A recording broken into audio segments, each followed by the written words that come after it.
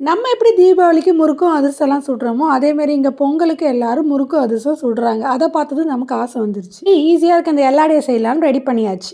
1 cup அரிசி மாவுக்கு 1 1/4 cup தண்ணி ஊத்திருக்கேன். நான் 2 கப்பு அரிசி மாவு எடுத்திருக்கேன். 2 1/2 கப்பு தண்ணி. தண்ணி எடுத்து ஒரு அகலமான பாத்திரத்தில ஊத்தி நல்லா கொதிக்க வைக்கணும்.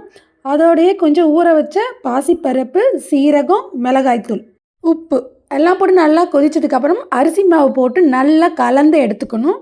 அப்படியே மூடி போட்டு ஒரு நிமிஷம் அப்படியே விட்டுடலாம். ஆறுனதுக்கப்புறமா சின்ன சின்ன உருண்டையாக உருட்டி தட்டி சுட வேண்டியது தான். இந்த மாதிரி ஒரு பிளாஸ்டிக் பேப்பர் மேலே உருண்டைகளாக வச்சு நல்லா ஒத்தி எடுத்துக்கலாம். அவ்வளோதான், எல்லாத்தையும் நான் நல்லா தட்டி எடுத்து வச்சுக்கிட்டேன். இனிமேல் எல்லாத்தையும் பொரிக்க வேண்டியதுதான். பொரிக்கும் போது நல்ல அகலமான வானலாக எடுத்துக்கோங்க. நான் சின்ன வானலாக எடுக்கும்போது எனக்கு ஒன்றோட ஒட்டிக்கிச்சு. பெருசாக இருக்கிற வானலில் பொரித்து எடுத்துக்கோங்க.